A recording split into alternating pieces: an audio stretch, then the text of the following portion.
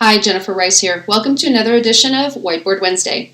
I recognize this is actually Whiteboard Thursday, and that's because I have been busy cooking up a new project that I will be excited to announce to you very soon. In the meantime, what I'd like to do is hand you a magic wand. You get to wave it and decide where in the world you would like to fly today, tonight. You get to take off and go anywhere in the world that you'd like. Where would you go? Are you a beach person? Would you go on a photo safari in Africa or maybe somewhere exciting like Tokyo?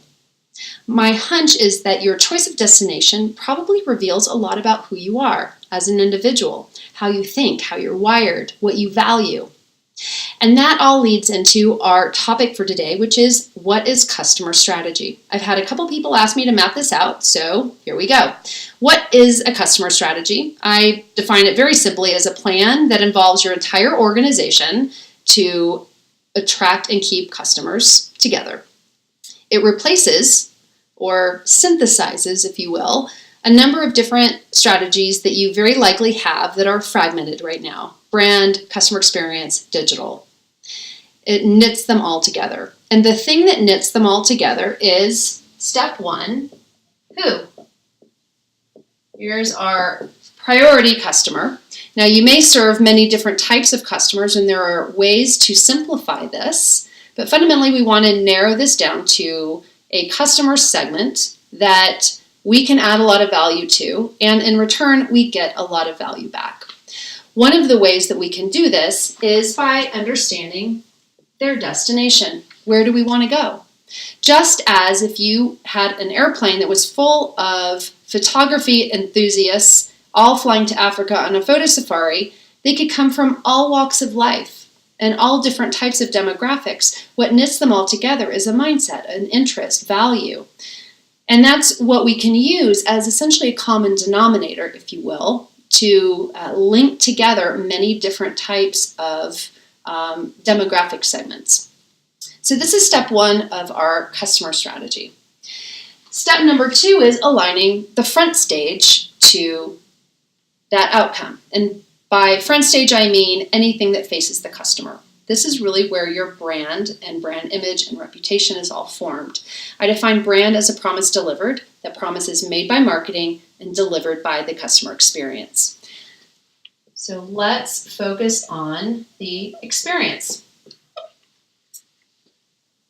The three most important words, second only to the outcome that you want to accomplish, is the adjectives used to describe the experience. And they should describe an experience that is going to create this outcome in the minds of your customers. That outcome can be tangible. More often than not, it will be emotional or it will be a mindset, because that's really what links everyone together. So I've done this exercise and I have imagined creating a new airline that's exclusively focused on business travelers. So you know business travelers, I'm sure, because you are one, and as I am one.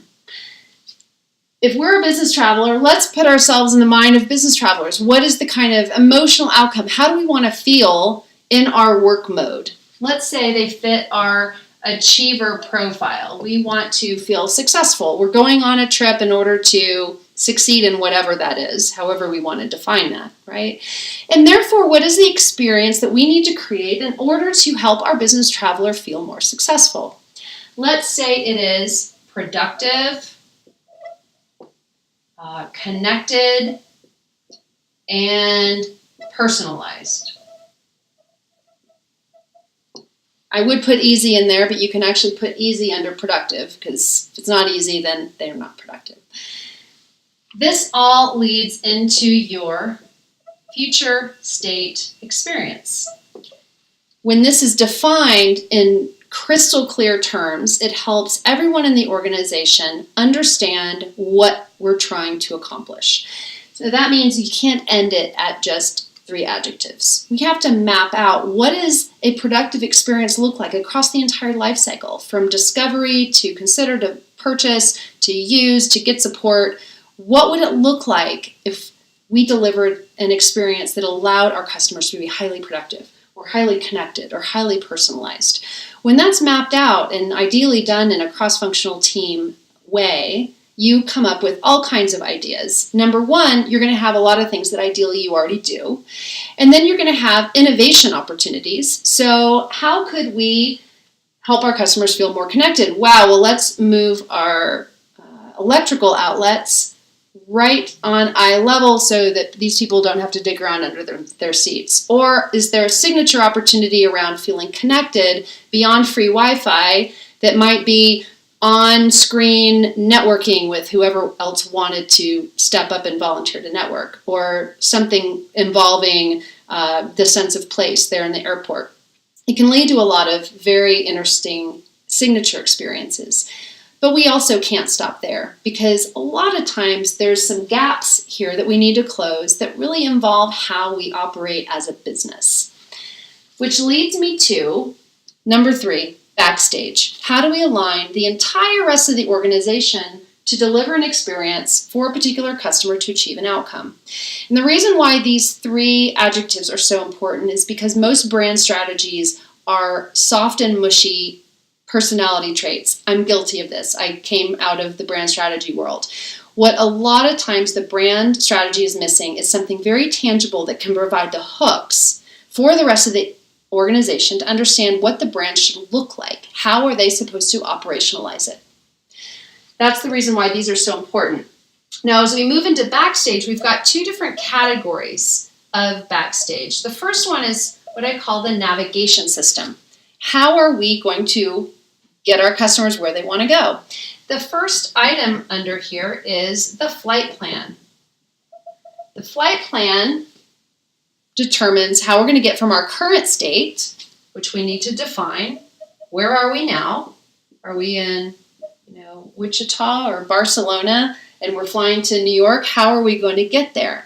So between the current state, what now we know our future state, and we can identify the gaps that we need to fill in order to get there. Some of those might be some signature experiences that can differentiate you, but many of those fixes actually happen behind the scenes in how you operate. So that's our flight plan. We also have metrics. So how do you know that you are on track for getting to your outcome? You've got a set of perception metrics. Instead of boiling the ocean, asking a million questions in a survey, you now have 4 perception metrics. Do our customers feel this outcome? And do they perceive this experience to be what we intend it to be? And you should see those scores progressing over time. From those perception metrics, then you can back into descriptive metrics, use customer journeys, dig down into what does this mean for each individual department, and how does that all align to creating this outcome. So you can create a much more coherent set of metrics that actually serve to unify the entire organization. Lastly, we have governance, which is how do we make decisions. One example of making decisions might be the executive team all uses, do our customers feel X if we fund XYZ initiative? So whatever type of shiny object needs to be funded, use the outcome as a yes or no. It's a great way of cutting away those things that you're investing in that doesn't actually support your ultimate goal. In addition to NAV system, we have our 3 C's. Those might be, in your words, people, processes, technology. I call them 3 C's. Culture, capabilities, which is, what are you good at already? And then what are the capabilities needed? So what? These might be new technologies, personalization, and so on that we need to develop. And then the last one is competencies. So those are more related to the skills that allow your entire organization to work in a very systematic way, let's say systematically work in a customer-centric way, a digital way, an innovative way. And these are typically defined by maturity assessments that you can find other places. So your entire customer strategy is all linked behind your who and the outcome. And you just back into what that means for every other area of the organization. So I hope that answered questions about what is customer strategy. I'd love for you to post your comments and questions, and we will see you next week. Thanks.